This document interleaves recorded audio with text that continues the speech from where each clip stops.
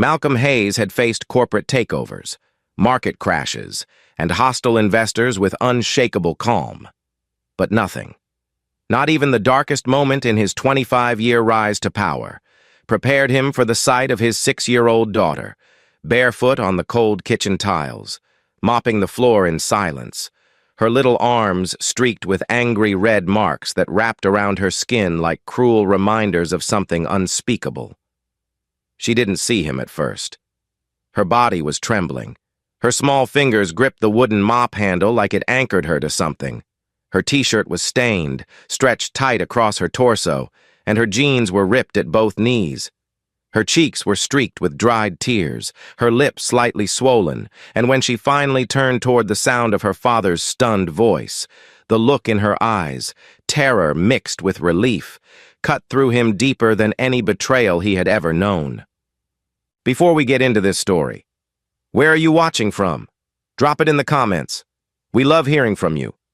And if this story already has your heart racing, hit the like button and make sure to subscribe so you never miss a tale that matters. Now, let me take you back, just 20 minutes before this moment, when a successful black millionaire thought he was simply surprising his daughter with a scoop of her favorite vanilla ice cream, not stumbling into the worst moment of her young life. Malcolm had never come home early, not since Celeste passed. He had buried himself in Hayes Capital Group and its endless orbit of responsibilities. Private equity deals, mergers, charitable boards, tech summits. He had made sure Nia, his only daughter, had the best of everything: a therapist who specialized in grief, a retired chef who made meals shaped like animals, private tutors from Stanford, and a highly recommended live-in nanny named Tracy Whitmore.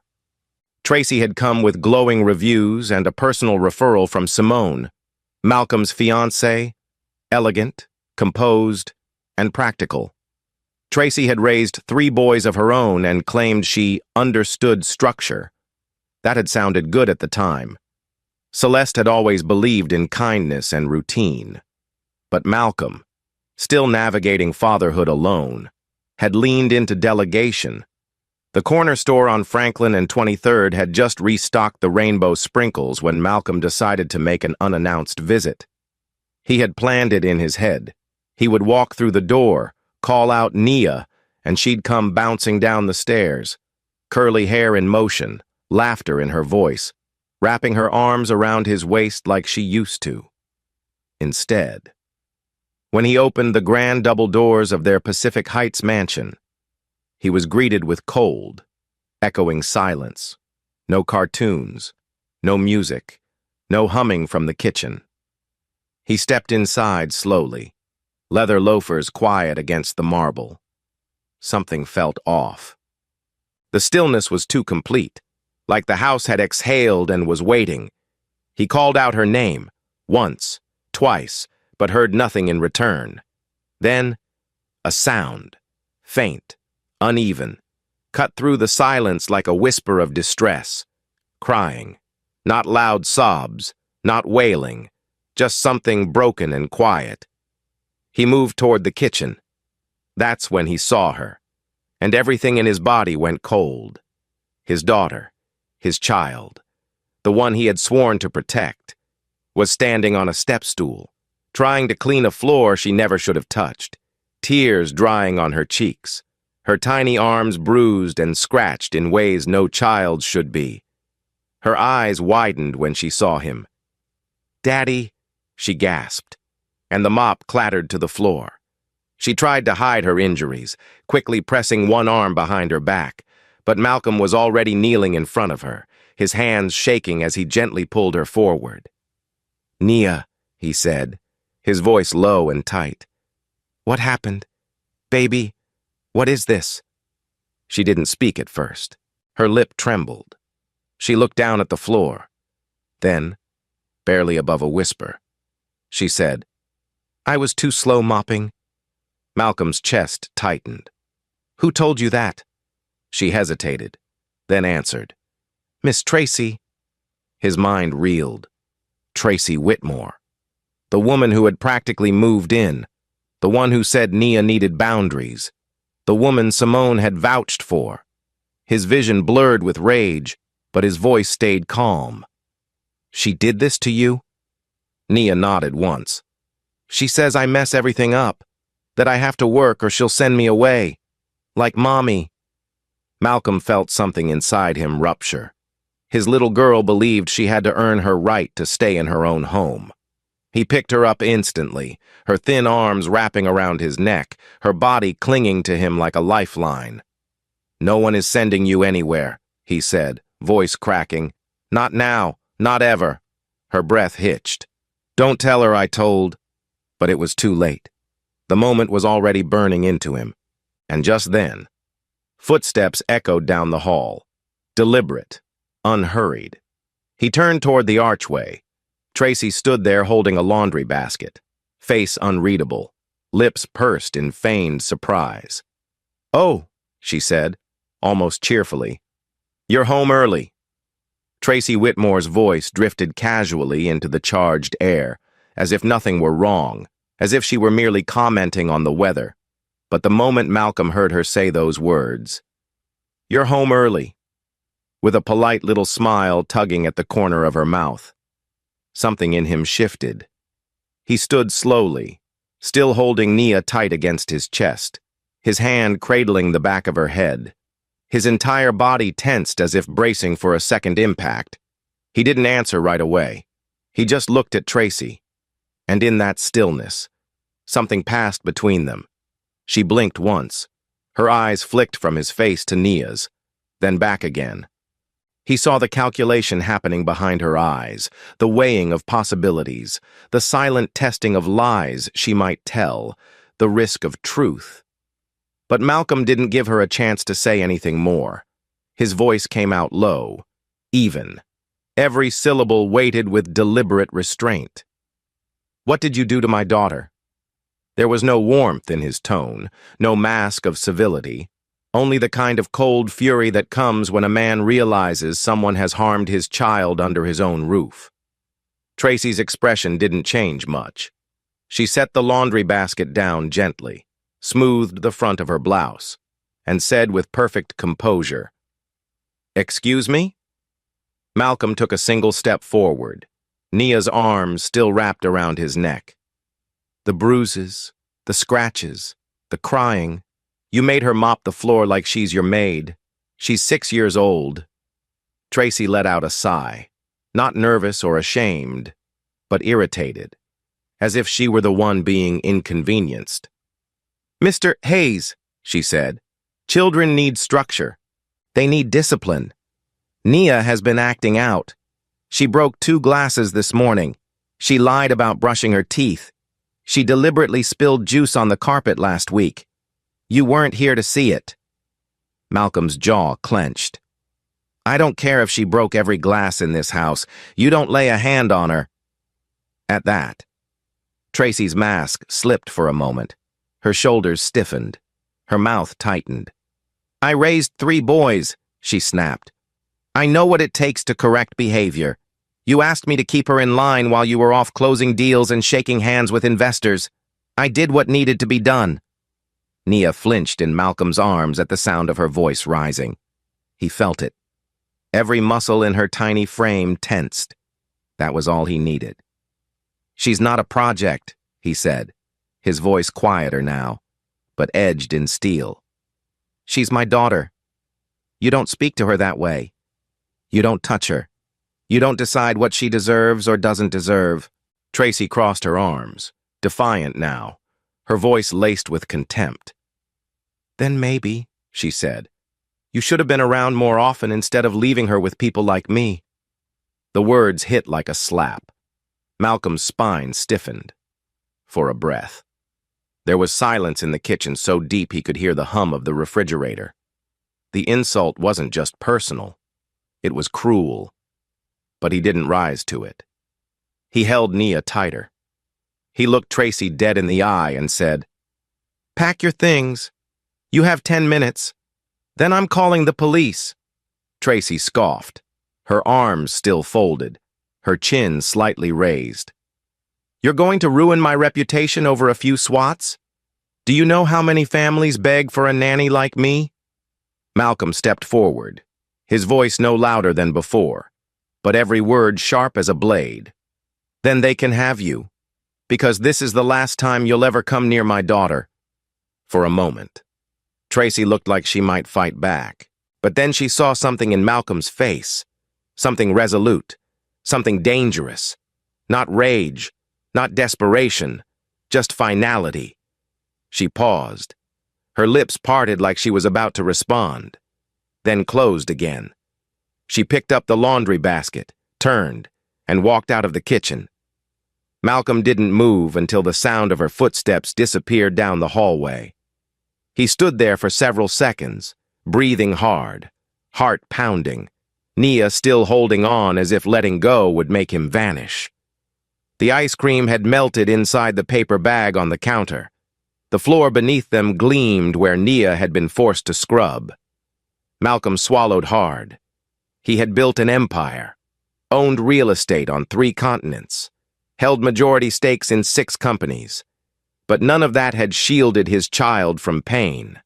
None of that had protected her from fear, and he had almost missed it. Not because he didn't care, but because he trusted too easily. Because he was too busy. Because he believed money solved things that only presence could. He kissed the top of her head. Her curls were soft against his lips. "I'm so sorry, baby," he whispered. Nia pulled back just enough to look up at him, her eyes glassy. "Will she come back?" she asked. Malcolm shook his head slowly. "No, sweetheart, never again." And in that moment, standing in his own kitchen, still wearing his suit from a morning meeting, with his daughter wrapped in his arms and the weight of his failure pressing on his shoulders, Malcolm Hayes realized that everything he had built, every title, every award, every asset, meant nothing if he couldn't keep the one person who needed him most safe. Not just protected from the outside world, but protected from what could grow quietly inside his own home.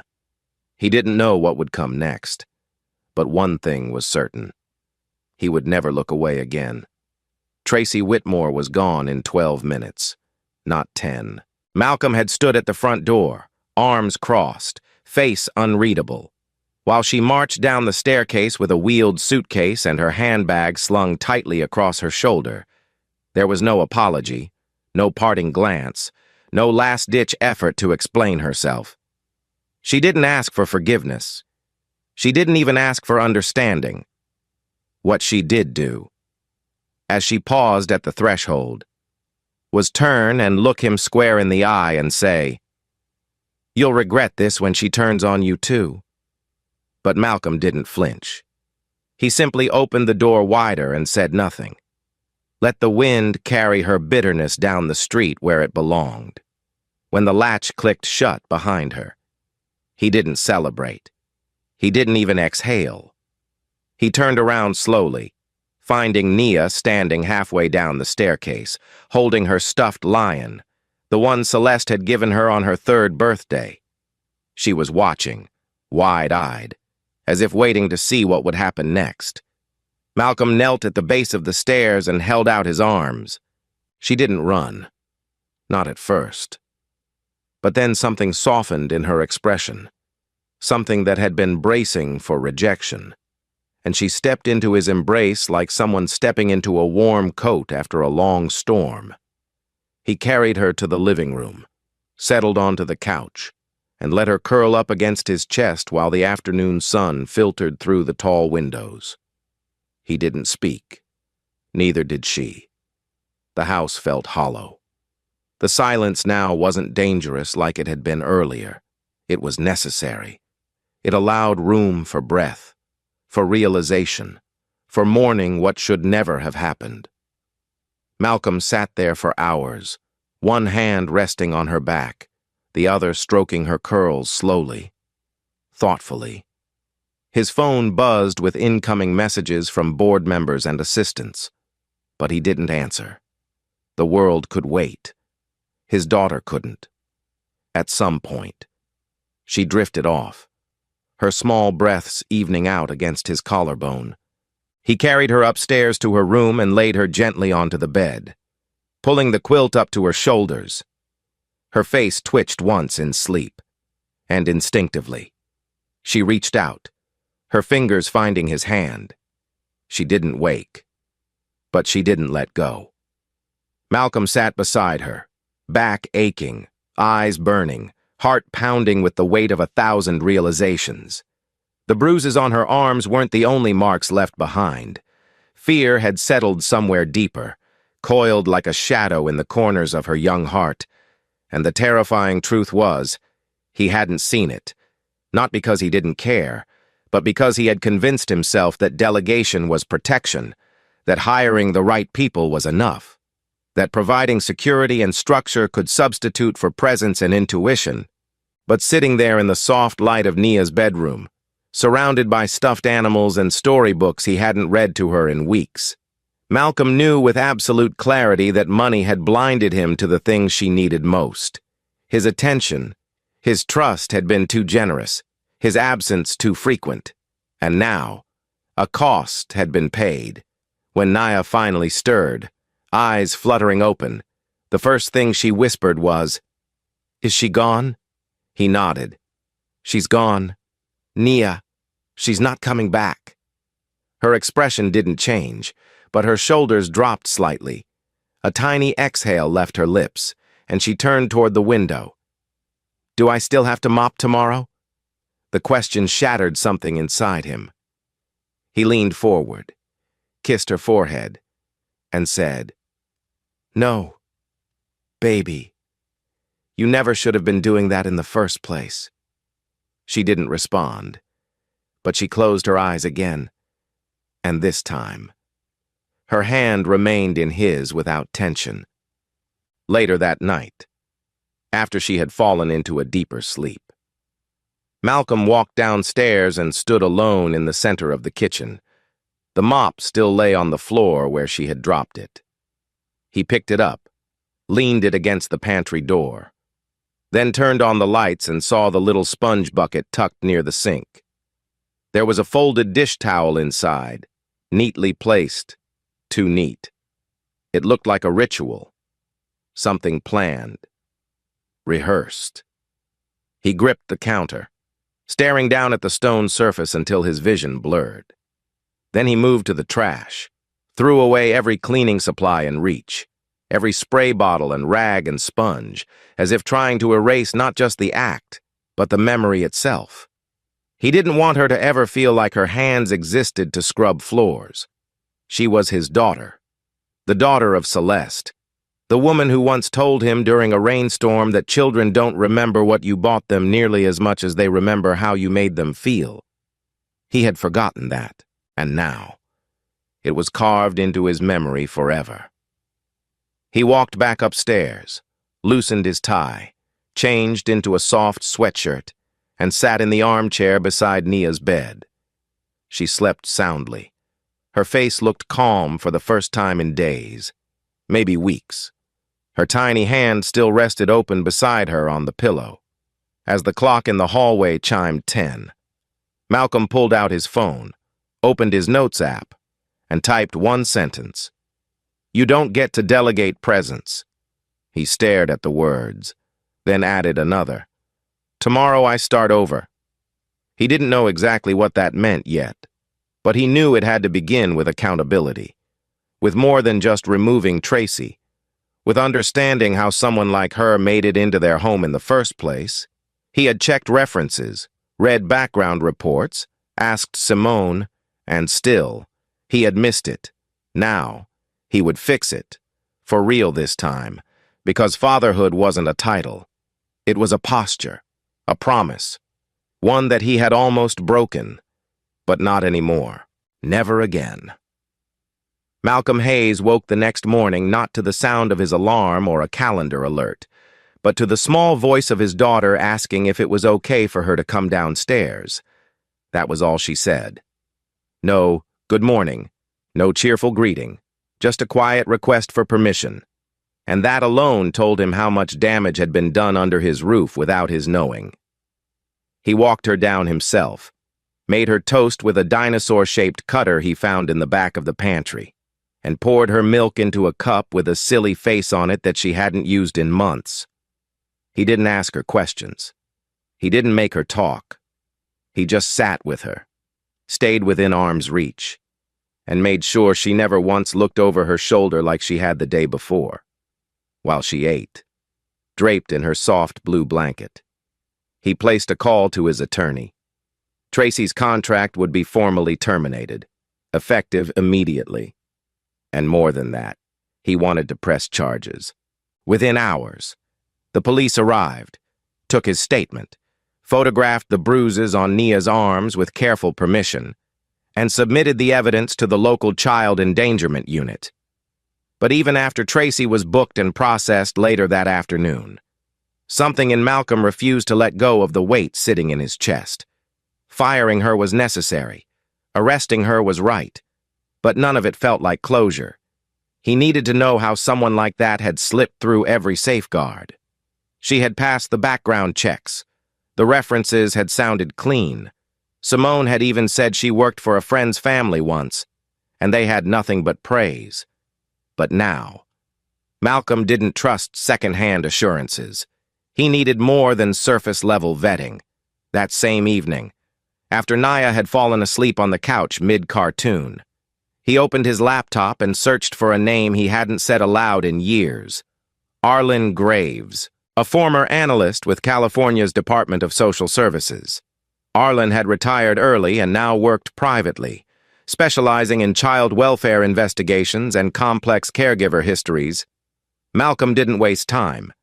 He called the number directly, introduced himself briefly, and laid it out plainly. "I want to know everything about the woman who lived in my home. I want the kind of search that doesn't stop at clean resumes or 5-star reviews. I want to know who she really is." Arlen agreed to take the case, and within 2 days, a manila folder thick with documentation arrived by courier at Malcolm's front gate. It was heavier than he expected. When he opened it at the kitchen table, alone under the soft overhead lights, what he found inside made his stomach turn cold. Tracy Whitmore wasn't her real name.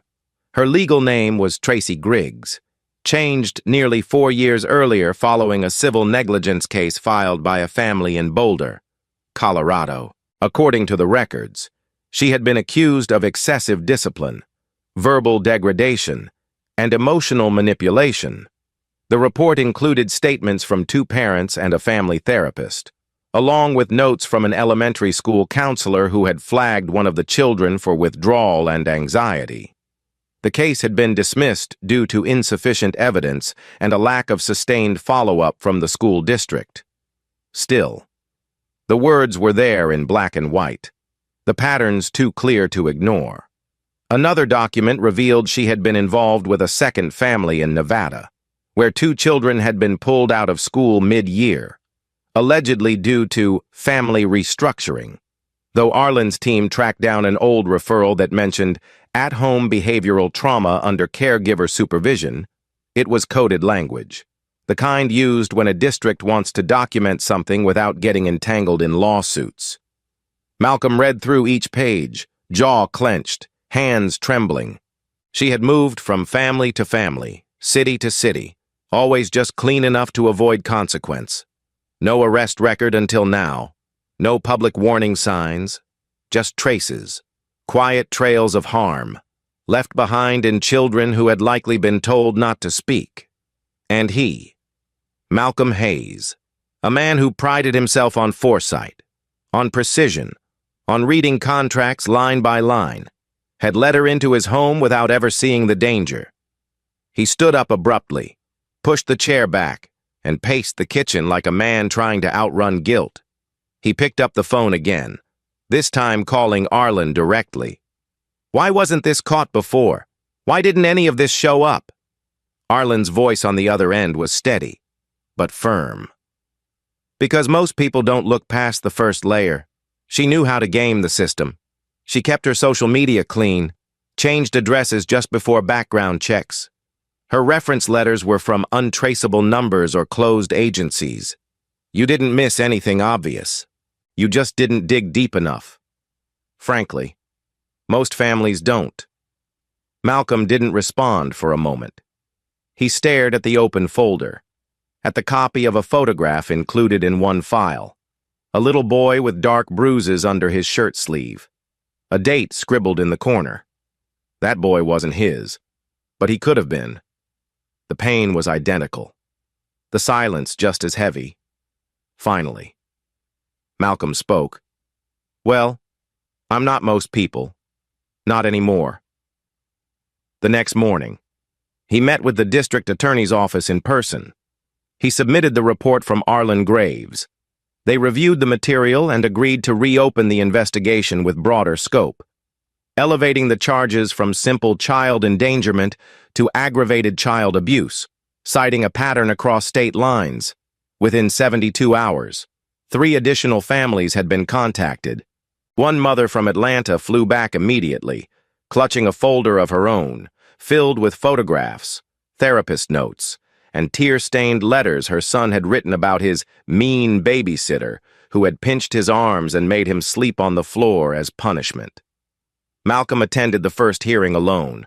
He didn't want Naya near a courtroom, but he sat there, jaw set, eyes steady, and watched as Tracy was brought in wearing a beige jumpsuit and no makeup. Her hair was tied back. Her hands were cuffed. There was no warmth left in her eyes, only a flicker of recognition as she spotted him in the gallery. He didn't flinch. He didn't look away, because now he had seen what lived beneath the surface, and he would make sure it never touched another child again. The headlines came quickly, faster than Malcolm expected and more invasive than he cared to admit. A leak from the district attorney's office triggered a rush of press inquiries, and within 48 hours, local news stations ran stories with bold white text over slow zooms of Tracy's mugshot. Trusted nanny exposed with dark past, her previous employers, those who had remained silent out of shame or fatigue, began to speak up, one by one, their voices trembling on daytime news segments and online forums. A mother in Portland shared how her 7-year-old daughter had developed a stutter while under Tracy's care, only for it to disappear once she was removed. A couple from Reno recalled how Tracy insisted on total control, limiting the children's access to their own toys, claiming it taught restraint. The stories weren't identical, but the pattern was unmistakable. Authoritarian control masked as structure, silence enforced through fear, and when confronted, Tracy always turned the blame back on the parents, often citing a lack of discipline or involvement. The public outrage grew rapidly, but Malcolm refused every interview request. He turned down offers from morning shows and podcasts, ignored phone calls from journalists looking for a soundbite. He wasn't interested in attention. He wasn't seeking sympathy or fame. He only wanted 2 things: justice for Nia, and healing for the quiet little girl who still flinched whenever someone raised their voice, even if it was just a character on TV, while the world dissected the story. Malcolm pulled further inward. He canceled 2 major business deals, declined speaking engagements, and submitted a formal leave of absence to the board of Hayes Capital Group. He didn't explain himself. He didn't owe them a reason. His focus was here, at home, where his daughter had been hurt under his watch, and where she needed to see with her own eyes what protection looked like. Each morning began the same way. He would cook breakfast, sometimes pancakes shaped like animals, other times just scrambled eggs and toast cut diagonally, and sit across from her at the table while she slowly stirred her cereal, saying little but always watching him. He noticed how she checked the corners of each room before entering, how her shoulders tensed when she heard footsteps from behind, how she kept her hands folded neatly in her lap, even when she wasn't being asked to do anything. He didn't push, he didn't pry, but he paid attention. And when she asked, one rainy afternoon as they sat by the window, "Is she still in jail?" he answered plainly. "Yes, baby, she is." She nodded, then asked, "Will she come back when they let her go?" Malcolm set down his coffee mug, crouched beside her, and placed his hand over hers. No, he said firmly, because I will never let anyone hurt you again. Not ever. She studied his face carefully, as if measuring his words, testing them for weight and truth. Then, for the first time in days, she leaned into his chest and whispered, "Okay." That was enough. He didn't need more than that. Not yet. But it was a start. Her therapist, Dr. Carla Moreno, a gentle woman with years of trauma-informed practice, began working with Nia twice a week through play therapy and art sessions. Malcolm sat in on the first 3, not in the room but just outside the door, listening through a discreet audio monitor with Dr. Moreno's permission. He heard the moments of silence stretch out, then shorten, then fill with the soft voice of a child trying to name her fears without reliving them. He wept quietly after the first session, not because of what she said, but because of how hard she worked to say it. There was no guidebook for this, no spreadsheet to follow, only presence, only time. He kept a journal at night now, not for business plans or market notes, but for memories, his own and Nia's. And he wrote down the first time she laughed again, just a small chuckle at a cartoon dog slipping on banana peels. He documented when she asked to go outside without holding his hand, and when she colored a picture of their house with the sun finally back in the corner. These moments weren't loud or grand. They didn't make headlines, but they mattered. They mattered more than profit margins or shareholder votes or keynote speeches. In court, Tracy's defense tried to shift the narrative, arguing that her disciplinary methods had been misinterpreted and that her firm hand had always been with the child's best interest in mind.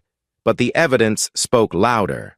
The photos, the therapist notes, the testimonies from other families, and most of all, Nia's quiet, unwavering statement recorded in a closed session with the court-appointed advocate. She didn't cry. She didn't yell. She simply said, "She told me I had to work or I'd be sent away like Mommy." That one sentence carried more weight than all the legal filings combined. When the prosecutor played the audio during the pre-trial hearing, the courtroom went completely still. Tracy didn't look up. She just sat there, hands clasped, her once flawless composure finally unraveling. Malcolm never took his eyes off her, not out of vengeance, not out of hate, but out of duty. He wanted her to know that he wasn't the man she thought he was, the absentee, the soft mark. He was Nia's father, and he had shown up, finally. The judge denied bail, citing potential risk and pattern of prior allegations. Tracy was remanded until sentencing. Outside the courtroom, reporters waited for a statement, but Malcolm simply held up his hand, palm forward, and kept walking. He wasn't there to explain the pain. He was there to make sure it stopped with her, because this wasn't just about one nanny or one mistake. It was about how easily harm can hide in plain sight, about how a resume can't tell you who someone really is, and about how dangerous it is to trust systems more than your own instincts. Malcolm had made that mistake once, but not anymore. Not ever again. Healing didn't come all at once. It arrived slowly, like fog lifting from the bay at sunrise, soft and uneven, revealing shapes beneath that had been hidden in shadow far too long. Malcolm Hayes learned quickly that there were no shortcuts in recovery, no amount of money or influence that could repair trust overnight, no lawyer or therapist who could reverse time. What his daughter needed wasn't a solution. She needed consistency, reassurance, safety that didn't just come from locked doors or security systems, but from knowing that her father saw her, heard her, and wasn't going anywhere. So he started each day the same way. He was the one to wake her, gently knocking on the door and waiting for her voice before entering.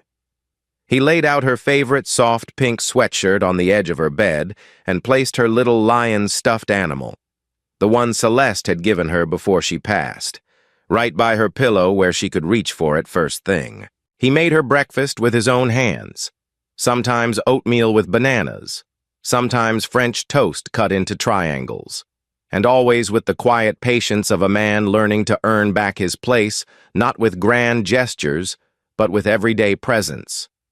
Nia didn't speak much during those first mornings. She ate in silence, wrapped in her blanket, eyes often downcast. But she never refused his company. She never asked him to leave, and that alone was progress. In the afternoons, she drew pictures on the kitchen island while he read nearby, not watching her like an audience but simply existing next to her, shoulder to shoulder in shared space. She mostly used crayons, blue and green for skies, red for dresses, black for outlines. He didn't comment unless she offered, but he noticed the little shifts. The first week, her drawings were mostly of houses without windows. The second week, the windows appeared, though they had no curtains. By the third week, one of her drawings had a small figure with curly hair sitting on a park bench beside a taller one with a blue shirt. She slid it across the counter without looking up and said, "That's me and you." He swallowed hard and didn't speak for a long moment, then finally said, "I love it. Nia, thank you for showing me." She nodded and picked up another crayon.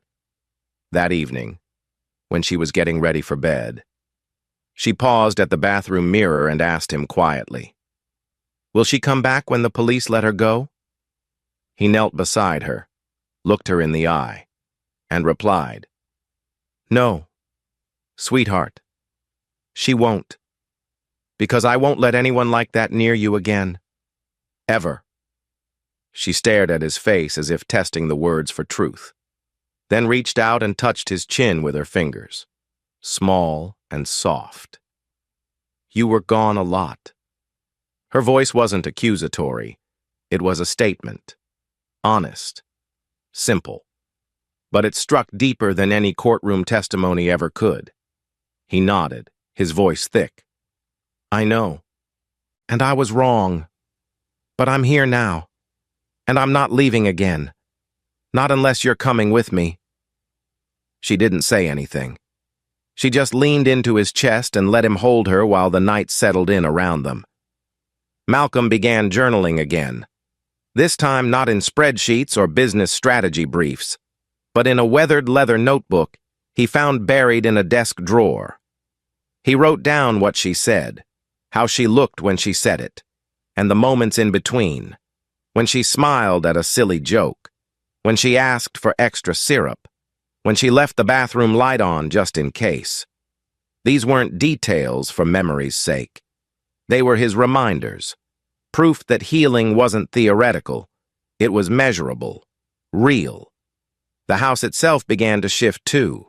Rooms that once felt like galleries began to breathe again.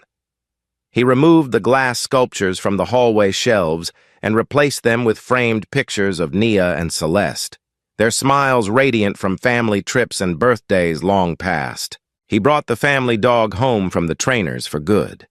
A gentle golden retriever named Jasper who followed Nia like a shadow and curled up by her feet at night. The kitchen, once a place of fear and punishment, became a haven for late-night banana bread and Saturday morning pancake messes. The laundry room, where Tracy had once barked commands, was now where Malcolm taught Nia how to fold towels. Slowly, carefully, with no rush and lots of laughter. He allowed messes. He allowed mistakes. And most importantly, he allowed questions. Because now, everything was on the table. Nothing would be hidden again. In therapy, Nia began using storybooks to explain her emotions. One afternoon, she brought Malcolm a book about a turtle who retreated into his shell every time someone raised their voice. "This is me," she said simply. He nodded. "I understand." Then she opened another about a lion cub learning to roar again. "This is who I want to be." He swallowed hard. "And I'll be here to help you get there." The day before the sentencing hearing, Malcolm found her sitting in the backyard with a sketchbook, quietly drawing under the shade of the maple tree. She was wearing the yellow sundress Celeste had sewn for her, the one with tiny daisies stitched into the hem. Her hair was pulled into a soft puff, her skin glowing in the warm California light. She looked peaceful, strong, like someone beginning to believe in safe places again. He watched her from the porch, hands resting on his knees, and thought to himself that for all the billions he'd moved in markets, for all the rooms he had spoken in, this quiet act of sitting nearby, of being available, of staying, was the most valuable thing he had ever done. And as Naya looked up and met his gaze, her eyes calm and unafraid, he finally understood what Celeste had meant when she used to say, "Presence is not about being in the room, it's about being in the moment." He rose slowly and walked over, sat beside her on the grass, and asked, "What are you drawing?"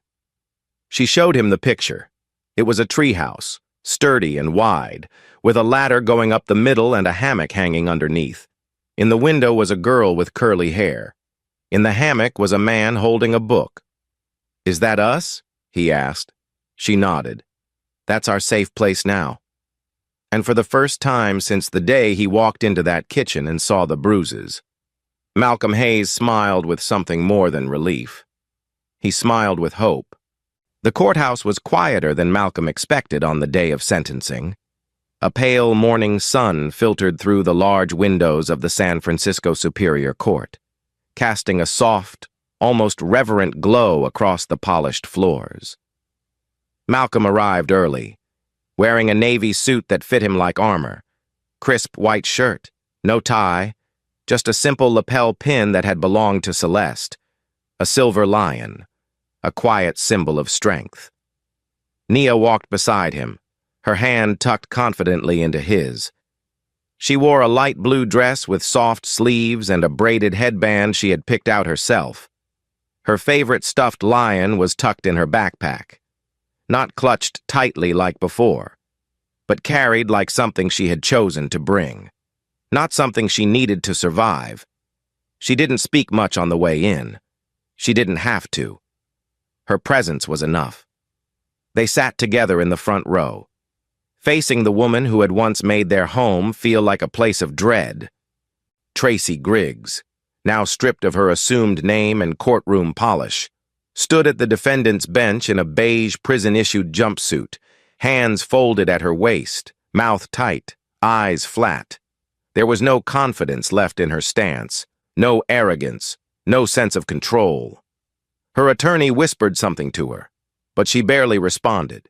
Her reputation was gone, her license revoked, her references withdrawn, and every lie she had hidden behind had finally collapsed under the weight of truth, one by one.